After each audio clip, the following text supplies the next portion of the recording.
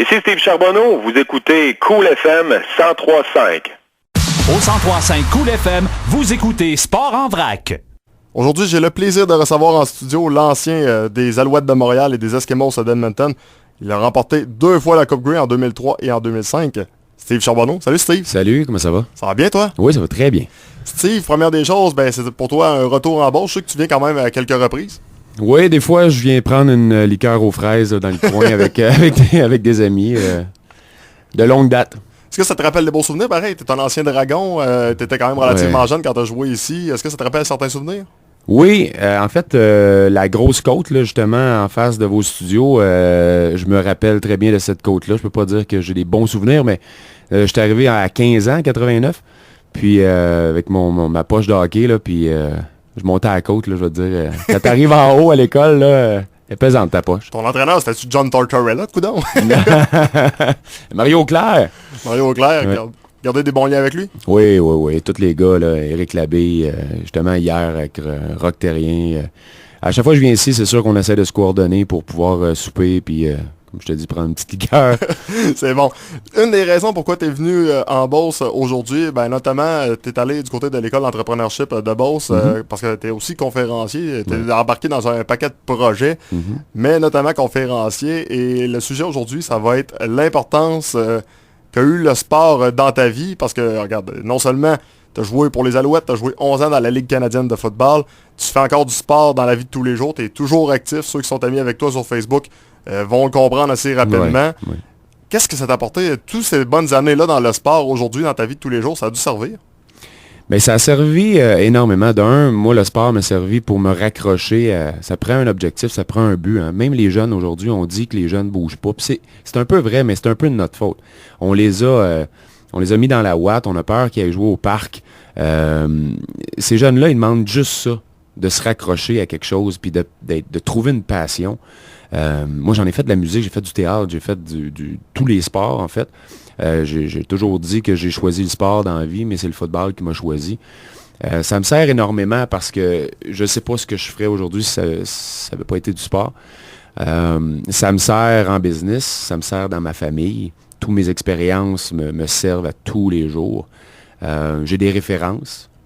Quand arrive une situation un peu plate dans ma vie, puis Dieu sait que j'en ai eu, c'est pas les affaires des autres, c'est moi qui vis ça, puis c'est comme au football, un échec ou un mauvais jeu, whatever, tu fais pas subir aux autres, tu t'interprètes ça tu subis toi-même, puis tu trouves une solution, parce qu'il y a juste ça, des solutions dans la vie. Puis je le dis à mon petit gars de 7 ans aujourd'hui, Noah, dans la vie, il y a toujours des solutions. Fait que le football m'a servi énormément. Quand il y a un échec aussi, c'est important d'apprendre à se relever, puis le sport est tellement une belle école pour ça. Ben oui, puis en entreprise, c'est la même chose. Dans le sport, puis en entreprise, tu as des échecs à tous les jours. C'est vraiment de la façon que tu vas interpréter ça, de la façon que tu vas te relever. Puis les changements que tu vas apporter, c'est sûr que si tu as un échec par rapport à ton manque de préparation, c'est de ta faute, là. Mais il y a des choses que tu ne contrôles pas. Les choses que tu ne contrôles pas, c'est sûr qu'il faut que tu sois capable de tourner la page et dire, écoute, je vais passer à un autre appel. Puis ça, d'être capable de faire ça rapidement, parce qu'en business, là, le monde va vite. Hein. Les affaires, ça va vite. Dans le sport, ça va vite. Il faut que tu sois capable de t'ajuster, t'adapter, puis rapidement pour pouvoir justement pas te planter en bout de ligne, là. Si au football, à chaque jeu, tu te faisais avoir, si tu n'es pas capable de tourner la page, t'es perdant en partant. On dit souvent que le baseball est le plus beau sport individuel d'équipe. Le football, est-ce que je me trompe? Des fois, c'est un petit peu la même chose aussi. Tu te trompes pas du tout. T'as 12 gars dans le CFL sur le terrain, à l'attaque ou à la défensive en même temps, puis dans le fond, t'as un job à faire, c'est tout, là. On en parlait hors ronde tantôt, c'est comme jouer au tennis, dans le fond. C'est moi contre le joueur de ligne offensive. Pour ceux qui connaissent pas le football, c'est comme moi contre Pierre Vercheval, exemple. Ça se joue là, la game. Ça se joue pas entre les receveurs et les autres. J'ai joué 11 ans sans toucher un ballon de football, moi, là. Fait que c'est un sport d'équipe, mais en même temps, ça l'est pas vraiment. Est-ce que le football est un peu peut-être le sport qui t'a le plus aidé pour devenir, mettons, un homme d'affaires? Parce que tu le dis, oui, c'est un travail d'équipe, mais en même temps, tu as une partie de ton travail qui est seul. En affaires, c'est un peu le même principe. Souvent, oui, tu peux t'entourer, mais reste que c'est le gros boss, dans le fond, qui prend les grosses décisions. Là où c'est un travail d'équipe, c'est d'être capable de connaître c'est quoi le travail de l'autre.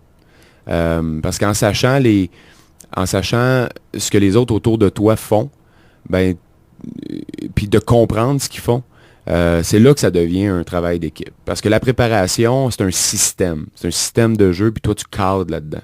Fait que tu es juste, dans le fond, un petit élément dans tout le concept défensif, dans mon cas. Fait que de comprendre la stratégie, de comprendre dans son ensemble, ben là, au moins, c'est là le travail d'équipe. Mais quand vient, une fois que tu connais c'est quoi ton boulot, ta job, puis tu l'exécutes, le travail des autres, c'est individuel rendu là. Dans l'aspect affaires, il y a l'aspect publicité. Notre gouvernement fait beaucoup de publicité pour essayer d'inciter les jeunes à mettre peut-être un petit peu plus de temps sur leur remise en forme. J'ai vu l'autre jour un sondage que j'ai trouvé un petit peu épeurant, où ce qu'on disait que 70% des jeunes de 13 à 17 ans ne faisaient pas assez d'activité physique. Est-ce que le gouvernement fait mal son travail? Est-ce qu'on devrait procéder autrement que par la publicité qui ne semble pas marcher? Moi, j'étais un petit peu contre ça, qu'il faut tout blâmer sur le gouvernement. À quelque part, on est responsable de nos actes. Par contre, moi, un exemple, dans mon coin, il y a eu une poursuite d'un parent parce que le jeune est tombé d'un module de jeu, parce que l'hiver, la surface amortissante est gelée, fait que ça ne fonctionne pas. Puis il y a un juge à quelque part qui a donné raison aux parents. Et l'école a décidé, en fait, la commission scolaire a décidé de fermer les cours arrière de décembre à avril. Là, on a un problème. Parce que le sport au Québec est de plus en plus axé vers l'élite. Mais le participatif là-dedans, ben, c'est le petit gars qui va aller en arrière de l'école puis jouer dans les modules de jeu. Puis si on ferme les modules de jeu, c'est la première introduction, en fait, d'un jeune vis-à-vis bouger, être capable de comprendre où ce qui se situe dans l'espace. Toutes les capacités motrices, ça se développe à jeune âge. Là, à l'âge où les jeunes veulent aller glisser dans le petit module de jeu puis tout ça. Malheureusement, il faut faire attention. Là. Si on commence à avoir peur d'avoir peur, ben le jeune, écoute, moi, dans mon temps, quand j'étais petit, on s'entend que j'aurais pu me planter solide bien des fois. Mais ça m'a permis de foncer. Aujourd'hui, j'ai peur de rien, ou à peu près. Tout est un risque calculé dans la vie, mais parce que j'ai osé. Les jeunes, il y a peut-être ça, là, ils ont peur d'avoir peur. On regarde le phénomène des commotions cérébrales. On en a tellement parlé que là, les jeunes ont juste peur de jouer au football, exemple, parce qu'ils ont peur d'avoir une commotion. Écoute, j'ai jamais eu de commotion de ma vie. Puis j'ai joué 11 ans au football. Fait que c'est sûr qu'on médiatise les blessures beaucoup, puis ça fait peur aux parents aussi, puis ça fait peur aux jeunes. Mais malheureusement, le Nintendo, puis la Wii, puis le Xbox, ben c'est pas ça qui fait bouger nos jeunes. Mais ils demandent juste ça, les jeunes, qu'on leur présente d'autres options. Si c'est pas le football, c'est correct, parce que ça, c'est un autre sport organisé qui est axé vers l'élite. Le hockey, c'est la même chose. Mais le plein air, il y a des belles choses à vivre dans le plein air, dans le vélo, c'est un sport individuel. Puis c'est le jogging, il y a plein de choses qu'on peut faire. Bref, c'est tout simplement de dire aux parents, laissez-les donc s'amuser un peu, sortez dehors, amusez-vous les enfants. Oui, vous allez peut-être vous faire mal à un moment donné, mais ça fait partie des risques. Comme tu peux aller à l'épicerie, puis à un moment donné, tu traverses la rue, tu peux te faire rentrer dedans, c'est des choses qui peuvent arriver. Bref, sortez dehors, puis amusez-vous. Ben, c'est ça, je descendrai pas mon gars tout seul sur la rue Sainte-Catherine à Montréal dire va t'amuser, mais en même temps, c'est qu'on a vraiment peur. Je sais pas si on n'a pas peur. À quelque part, je sais pas si on est un peu sans cœur, dans le fond, en tant que parents, parce que nos horaires sont très, très serrés, on est occupés. On n'a peut-être pas le temps de soigner, on veut peut-être pas soigner les blessures de nos enfants parce qu'ils ont tombé en planche à roulettes ou quelque chose comme ça. Je ne sais pas jusqu'à quel point que c'est pas les parents qui sont sans cœur un peu. Puis je le vis, je suis un parent moi aussi. C'est sûr que moi, c'est un petit peu différent, étant donné que moi et Isabelle, on est des athlètes encore, on est actifs. Pas au niveau élite, là, mais on est encore très actifs. Ben, je n'ai pas besoin de dire à mes enfants, va jouer dehors. Là. Ils vont, parce qu'ils suivent l'exemple. Mais dans certains cas, papa et maman sont pas souvent à la maison, puis quand ils sont à la maison, ben ils n'ont peut-être pas le temps de faire des activités. Je sais pas, en fait, il faut repenser tout ça socialement, puis on parlait justement de Pierre Lavoie tantôt. Puis ce qui est en train de se passer avec le phénomène Pierre Lavoie, parce que c'est un phénomène, c'est vraiment, vraiment cool. Parce que c'est vraiment... Les parents, justement, ont peur de dire non à leurs enfants. Fait que avec les cubes énergie puis tout ça qui se passe dans les écoles, j'ai jamais vu autant de grands-parents, puis de parents, puis de frères et sœurs bouger parce que c'est le petit frère, le plus petit qui dit « Garde, let's go, on accumule des cubes énergie ». Ça, c'est vraiment cool. On veut pas leur dire non, dans le fond, là, puis on bouge avec eux autres. Fait que ça, c'est l'initiation, en fait, à l'activité. Ça se passe là. Juste comme ça, je vais te poser la question. Tu es un ancien athlète de haut niveau. Ta copine également. Tu sais, des fois, on dit souvent les pères gérant un peu d'estrade qui regardent leurs gars ou leurs filles performer puis qui espèrent les voir atteindre les gros niveaux. Puis c'est normal, on soit tout le temps le meilleur pour nos enfants. Vous autres, est-ce que vous êtes dans cette mentalité-là ou c'est vraiment au contraire, vie que vous avez vécu les gros niveaux, vous dites, s'il peut juste s'amuser, puis tant mieux s'il se rend là, mais le but, en autant qu'il s'amuse, puis si à un moment donné, il aime plus ça, exemple, jouer au hockey ou jouer au football, il fera autre chose, puis ça il tente de faire de la peinture, il en fera.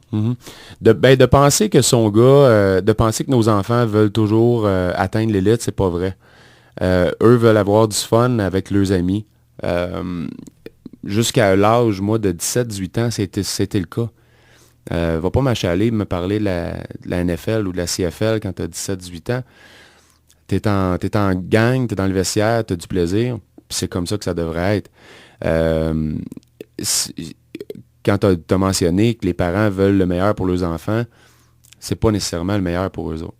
Je pense que le meilleur, si on regarde au hockey, au junior majeur, tant qu'à moi, c'est pas d'espérer le meilleur pour ses enfants, cela, là. Le junior majeur, c'est pas du scolaire. Les jeunes à 17 ans, 18 ans, ne sont pas repêchés. Après, ils font quoi? J'espère que tu es allé à l'école. J'espère que tu as une éthique de travail qui est... en fait, un employeur va t'engager par ton éthique de travail. Si tu ne l'as pas développé à 14, 15, 16 ans, en arrière d'un pupitre, ou un pupitre d'un bureau de travail, puis tu n'es pas axé vers le travail, en dehors de la glace ou du terrain de foot, ben malheureusement, tu vas peut-être aller livrer, être livreur chez Labatt ou Coca-Cola.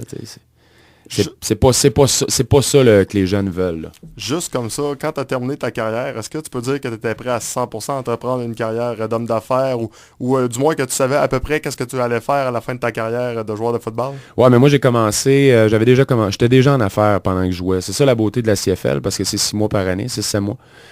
Fait que t'es quand même capable de joindre le monde des affaires avec le sport.